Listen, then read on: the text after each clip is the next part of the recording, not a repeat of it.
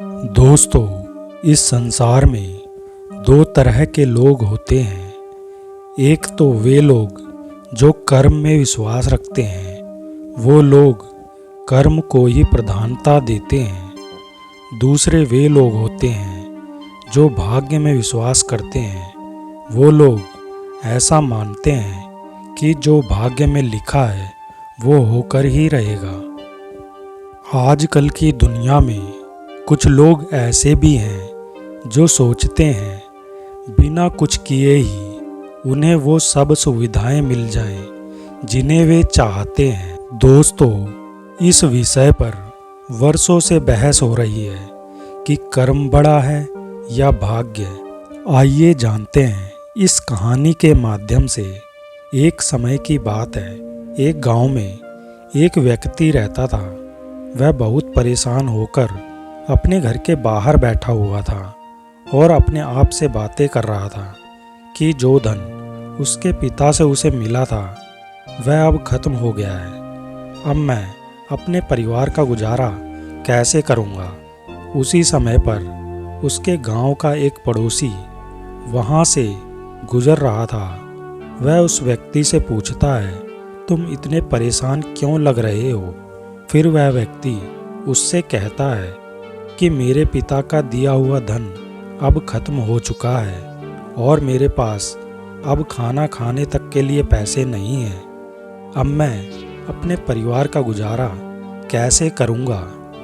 फिर उसके पड़ोसी ने उसको खाना खाने के लिए पैसे दिए और कहा कि भाग्य में जो लिखा है वही हमें मिलता है।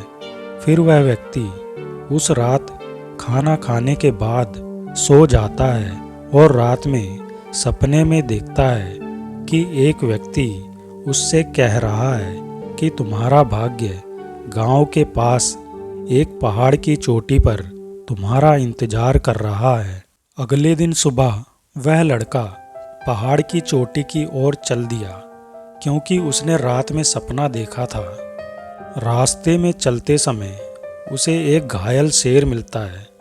वह घायल शेर उस लड़के से पूछता है, कहाँ जा रहे हो। वह लड़का उत्तर देता है कि मैं भाग्य से मिलने उस पहाड़ की चोटी पर जा रहा हूँ। फिर शेर उससे कहता है कि अपने भाग्य से मेरे बारे में भी पूछना कि मैं स्वस्थ कब और कैसे होऊंगा।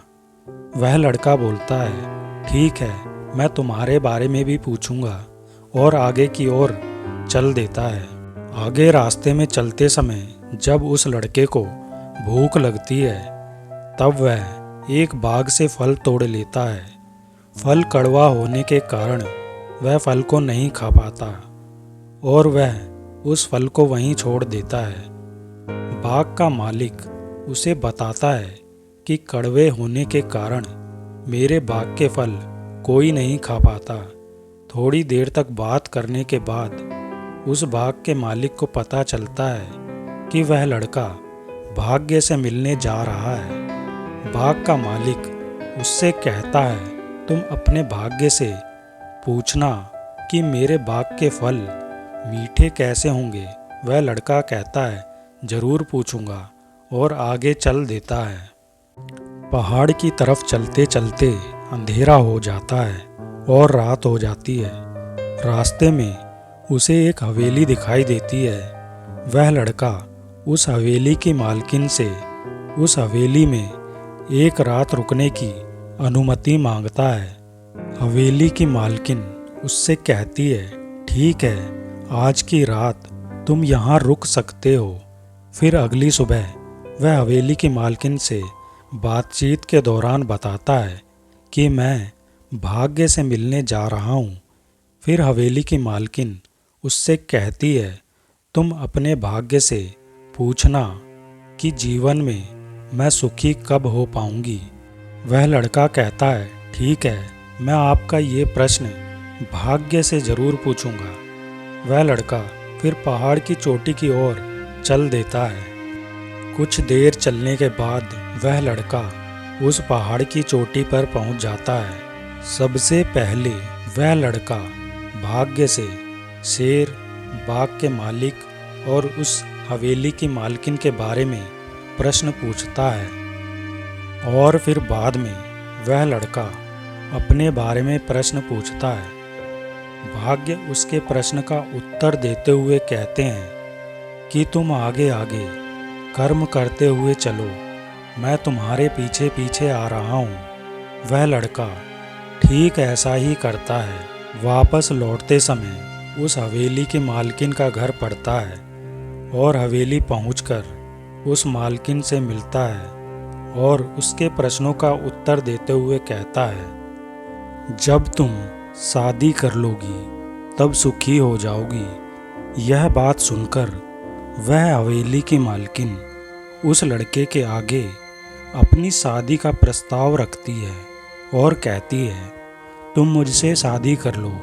मुझसे शादी करने के बाद तुम्हारी गरीबी दूर हो जाएगी और तुम इस हवेली के मालिक हो जाओगे। हवेली की मालकिन की यह बात सुनकर वह लड़का कहता है, मैं ये शादी नहीं कर सकता क्योंकि मेरे पीछे पीछे मेरा भाग्य आ रहा है। अगर मैंने तुमसे शादी कर ली तो शायद मेरा भाग्य बुरा मान जाए।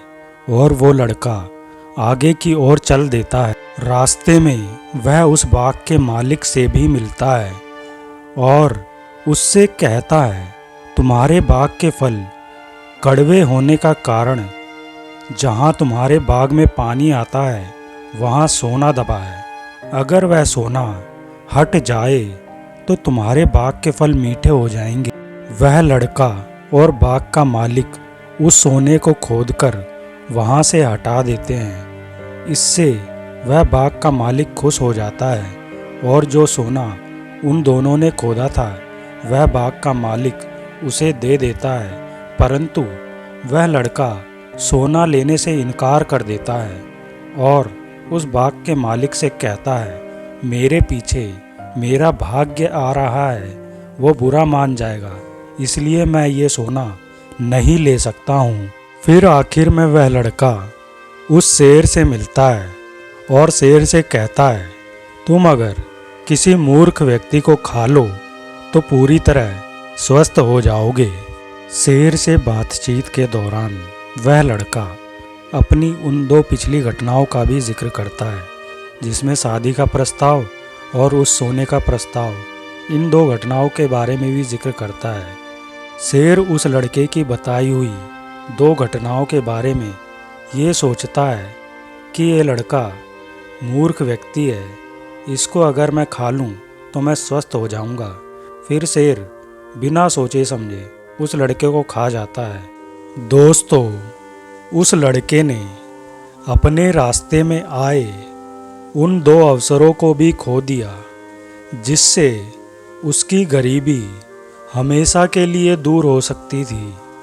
दोस्तों, इस कहानी से हमें ये सीख मिलती है कि हमें हर समय भाग्य के भरोसे ही नहीं बैठना चाहिए, हमें जीवन में कर्मशील होना चाहिए। दोस्तों, अगर ये कहानी आपको अच्छी लगी हो तो इस वीडियो को लाइक करें और चैनल को सब्सक्राइब करें। धन्यवाद।